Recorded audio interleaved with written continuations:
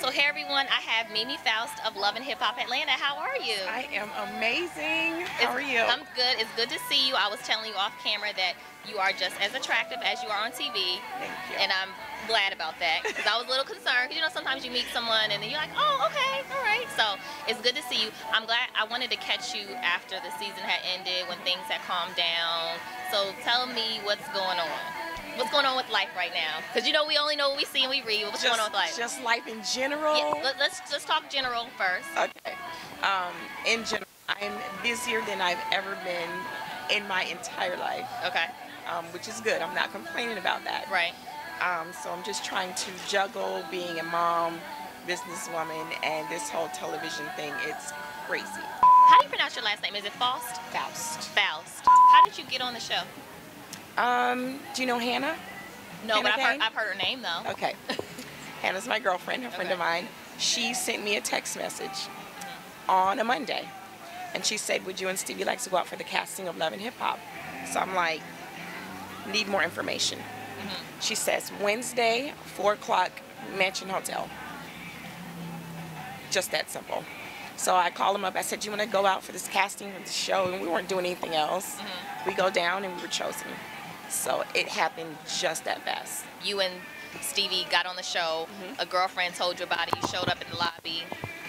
And you all happened to have a little bit of tiff in the... We had a little disagreement, if you will. Did they catch that? Yes. Mona's assistant actually came down to get us because we were in the wrong area. And she was like, Stevie, Mimi? And we're like, oh. And she was like, we thought you guys were going to show up. We've been here for like 30 minutes and we didn't know where to go. There were no signs or anything. So she was like, you need to be upstairs. But needless to say, we got it just like that.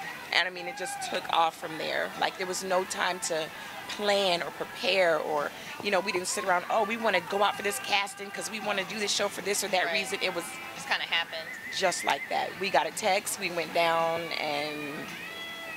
When did you find out, like the next day that you were on the show? We had a week went by and then they had called us back for a second interview and we found out then. Okay.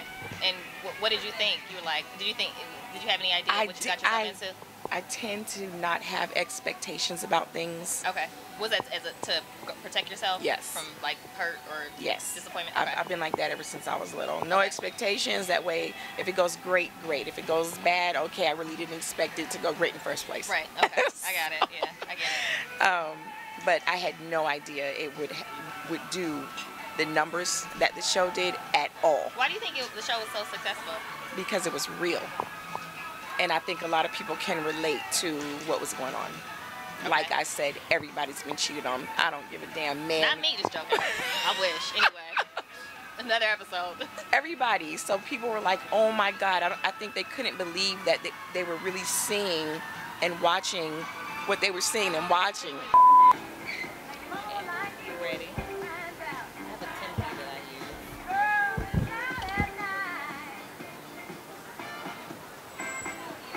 The season is over. You got a chance to digest all that. What do you think is the biggest lesson that you learned? And that was your first stint at reality TV, right? Yes. Okay. So what's the biggest lesson you feel like you learned? I think the lesson would be just how reality TV is structured and how to deal with it. Okay. Do you feel like you were portrayed accurately, or answer how you, or do you? Go ahead. I was portrayed how they saw fit for the show. Okay. Do you feel like certain areas were heightened? Is that what you're saying? Like was more focused on certain areas, or? I'll say this. It takes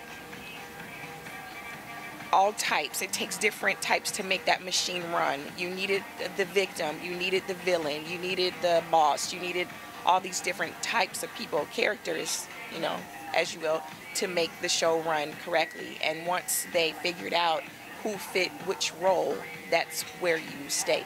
Okay. So. Okay. I get it. So, I'm glad the season is over. You seem a bit jovial, a little bit more happy. I told you that you were glowing, not like the pregnant glow, but you were glowing, like you seemed a bit happier. Is that me making up rumors, or are you actually happier in a better space? It was very stressful. So yes, I'm much happier in a better space now. Okay. Since we stopped shooting. Okay. Can you share what do you mean by you're in a better space? Just mentally, just Okay. my stress level is not so up here. You Okay. know. Okay. So I have to ask. We're so fascinated by Stevie J and your relationship and that whole combo situation. What is the friendship relationship? I know you all have a daughter together, so obviously y'all gonna be around forever with each other. How's the relationship now, or friendship, or whatever? It just is. He's dad, I'm mom. We co-parent and we're cordial. I mean, we have to do business together as well, so Okay. it doesn't make sense, you know, arguing and fighting, and it's pointless. Okay. She's gonna be around, I'm gonna be around, so Okay. might as well get along. So you're in a better space with that situation. Yes. Okay. So what kind of business do you all do together? It's just the reality. Just the reality show, Okay. yeah, and everything that comes with that. Okay. So this isn't so much about the reality show, but I'm a regular viewer. I work in the media, but I'm a regular viewer, and I feel like I know you, and I don't. But I feel like that people that watch the show really don't know who you are. I feel like we only got one side of. She's the victim, she deals with Stevie J, and then she has to deal with other things associated with him. I feel like we really don't know you. We kind of feel like it was we got to know you a bit more through Arian a bit, but even still, I don't know, like I had a conversation with you, I didn't know you had your own business. Like, who are you? Oh my God, we'll be here forever. But in short, I mean, I know. You can't tell, yeah, I get it. You can't tell me 30 seconds, but like, who are you? First and foremost, I'm a mom. I'm a businesswoman. I'm a friend. You know what I mean? I'm who you see, like, this is me. I'm always the same person. So what you saw on television, around my girlfriends, and you know, that's me all the time. Same person. You do seem like you have a bit of a hustle inside of you. Like you are this driven kind of, because you couldn't be in this situation or be where you are. And I know, I've heard of, I don't know, some of the people, your friends, are people that are known too. So I know you have to have like that, you have drive in you. Yes. I've been on my own since I was 13. Okay. So I've always worked. Okay. It just wasn't an option not to. And are you considered like a socialite here, or because I know everybody knows you, but they kind of knew you. Did they know you before the show? Yes. Okay. So how did people know you before the show? I guess it was just the circle that I ran in. I've just always been around. Those kind of. I mean, it's just weird saying it, but yeah. I know. Someone told me that you're friends with Sarah Chapman and some other people. I'm like, oh, so people knew who she was before. Yeah. Okay, I get it. Faust. Yes. Okay.